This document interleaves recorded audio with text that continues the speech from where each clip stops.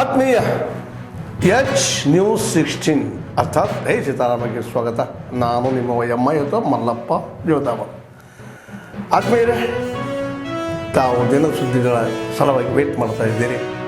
ಬರ್ತಾ ಇದ್ದಾವ, ಏನೇನು ನಡೀತಾ ಇದೆ, ಏನೇನು ಇಲ್ಲ ಅನ್ನೋದನ್ನು ನೀವು ನೋಡಿರಿ. ಹೊಸ ಸುದ್ದಿಗಳು ಬರ್ತಾ ಇದ್ದಾವ. ಆ ಸುದ್ದಿಗಳನ್ನು ನೋಡಿ ನಿಮಗೆ ಪ್ರಯತ್ನಿಸ್ತಾ ಇರಬೇಕು. ನೋಡಿ ಮುಂದಿನ ಸುದ್ದಿಗಳನ್ನು ನೋಡಿ. ರಾಧಿಕಾ ಮಲ್ಲೇಶ್ ಗಡ್ಡಿಹೊಳಿ, ಮೇಲಮಟ್ಟಿ ತಾಲೂಕು ಗೋಕಾಕ್, 19 ವರ್ಷ. ಇವಳು ತನ್ನ 8.5 ತಿಂಗಳ ಗರ್ಭಿಣಿ ಸ್ತ್ರೀ, ಪ್ರಥಮವಾಗಿರ್ತಕ್ಕಂಥ ಗರ್ಭಿಣಿ ಸ್ತ್ರೀ.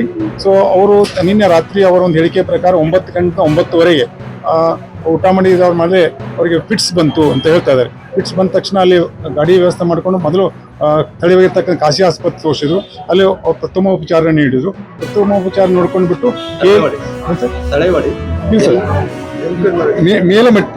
ಮೇಲಮಟ್ಟಿಯಿಂದ ಯಮಕನಮಡಿ ಆಸ್ಪತ್ರೆಗೆ ಪಡ್ಲ ಆಸ್ಪತ್ರೆಗೆ ಬಂದರು. ಸೊ ಅಲ್ಲಿಂದ ಅವರು ಪ್ರಥಮ ಉಪಚಾರ ಮಾಡ್ಕೊಂಡ್ಬಿಟ್ಟು ಸೊ ಅದಕ್ಕೆ ಅನಂತರ KL ಆಸ್ಪತ್ರೆ, ಹೆಚ್ಚಿನ ಉಪಚಾರ ಬೇಕಾಗಿ KL ಆಸ್ಪತ್ರೆಗೆ ಕರ್ಕೊಂಡ್ ಬಂದಿದ್ದಾರೆ. KL ಆಸ್ಪತ್ರೆಗೆ 1 ಗಂಟೆಗೆ ರಾತ್ರಿ ಬಂದಿದ್ದಾರೆ. ಅವರು ಉಪಚಾರ ಮಾಡಿದ್ದಾರೆ. ಉಪಚಾರ ಮಾಡ್ತಾ ಸಂದರ್ಭದಲ್ಲಿ ICU ಕೂಡ ಅಡ್ಮಿಟ್ ಮಾಡ್ಬೇಕಂತ ಹೇಳಿದ್ದಾರೆ. ಅವಾಗ ಅಲ್ಲಿ ಪ್ರಜ್ಞೆ ತಪ್ಪಿದೆ ಮತ್ತು ಅವ್ರಿಗೆ ಮತ್ತೆ 3-4 ಸಾವಿರ ಫಿಟ್ಸ್ ಬಂದಿದೆ. ಸೊ ಆ ತಕ್ಷಣ ಅವ್ರಿಗೆ ಏನು ಉಪಚಾರ ಮಾಡಬೇಕಂದ್ರೆ ಬಯಲೇತಿಗೆ ಟ್ಯೂಬ್ಗಳನ್ನ ಹಾಕಿ ವೆಂಟಿಲೇಟರ್ದಾಗ ಇಟ್ಟಿದ್ದಾರೆ. ಸೊ ವೆಂಟಿಲೇಟರ್ದಾಗ ಇಟ್ಟು ಎಲ್ಲ ಅವ್ರಿಗೆ ತಿಳಿಸಿ ಹೇಳಿದ್ದಾರೆ, ಈ ತೊಂದರೆ ಆಗ್ತದೆ ಅಂತ ತಿಳ್ಕೊಂಡು. ಸೊ ಅವಾಗ ಸಂಪೂರ್ಣವಾಗಿ ಪ್ರಜ್ಞೆಹೀನ ಆಗಿದ್ದಾಳೆ. ಅಲ್ಲೇ ಮಗು ಕೂಡ ತೀರ್ಕೊಂಡಿದೆ. ಸೊ ಆ ನಂತರ ಅವ್ರಿಗೆ ಹೆಚ್ಚಿನ ಉಪಚಾರ ಬೇಕು ಮತ್ತು ಹಣಕಾಸಿನ ತೊಂದರೆ ಇರೋದ್ರಿಂದ ನಮ್ಮ ಆಸ್ಪತ್ರೆ ಕಳಿಸಿಕೊಟ್ಟಿದ್ದಾರೆ. ಸೊ ನಮ್ಮ ಆಸ್ಪತ್ರೆ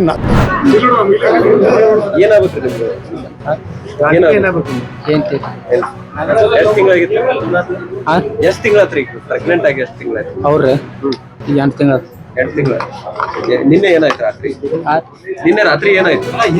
ರಾತ್ರಿ ನಾವ್ ಇರಾಕಿಲ್ರಿ. ಅವಾಗ ನಾವು ಊರಾಗಿದ್ರಿ. ಅವ್ರ ತವ್ರ ಮನೆಗೆ ಏನಂತ ಗೊತ್ತಾಯ್ತು?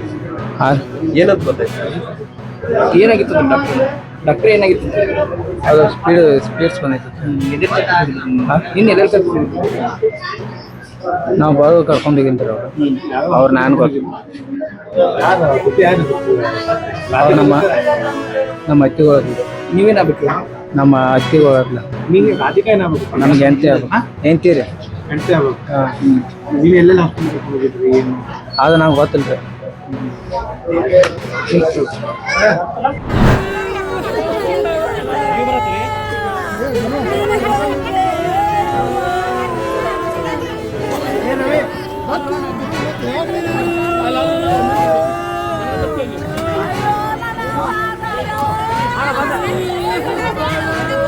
ನಿನ್ನೆ ನಾವು ಏನು ಮಾಡೋದಂದ್ರೆ ಡೈರೆಕ್ಟ್ ಆಗಿ ಅವ್ರಿಗೆ ಒಂದು ಸ್ವಲ್ಪ 8 ಗಂಟೆ ಸುಮಾರು ಸ್ವಲ್ಪ ತಲೆನೋವು ಸ್ಟಾರ್ಟ್ ಆಯ್ತು.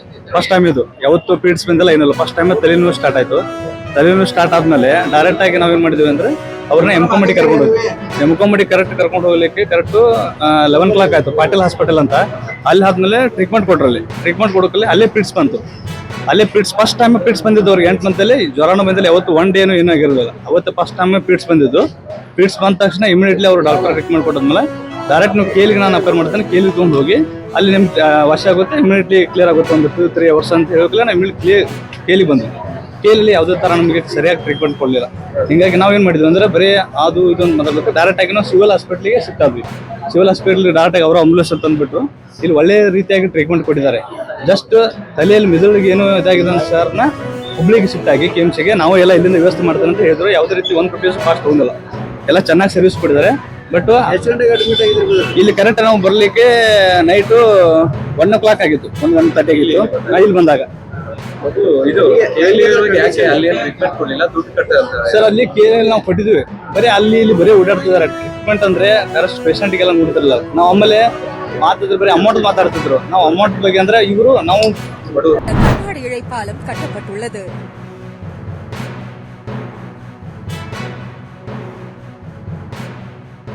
₹37 கோடி மதிப்பில் ஐயன் திருவள்ளுவர் சிலையையும் விவேகானந்தர் பாறையையும் இணைக்கும் கண்ணாடி இழைப்பாலத்தினை திறந்து வைக்கிறார்கள் நம் மாண்புமிகு தமிழ்நாட்டின் முதலமைச்சர் அவர்கள்.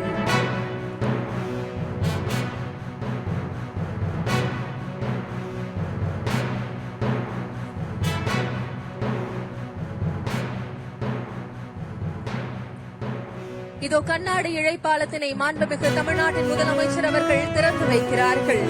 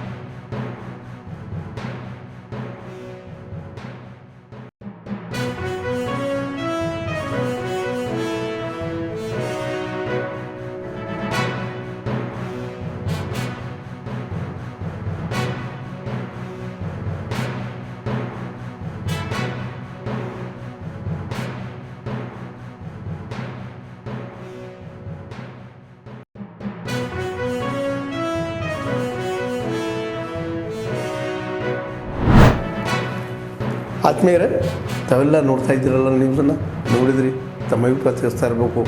ಜೊತೆಗೆ ತಪ್ಪಿದ್ದರೆ ತಿಳಿಸುವಂಥ ಕೆಲಸಗಳನ್ನು ಮಾಡಬೇಕು. ಒಳ್ಳೆಯದಿದ್ದರೆ ಸ್ವೀಕಾರ ಮಾಡಿ, ಕೆಟ್ಟದ್ದನ್ನು ಬಿಡಿ ಅಂತ ಹೇಳ್ತಾ, ಇದು S16 ನ್ಯೂಸ್, ಸತ್ಯದ ಕೈಗನ್ನಡಿ. ವಂದನೆಗಳು.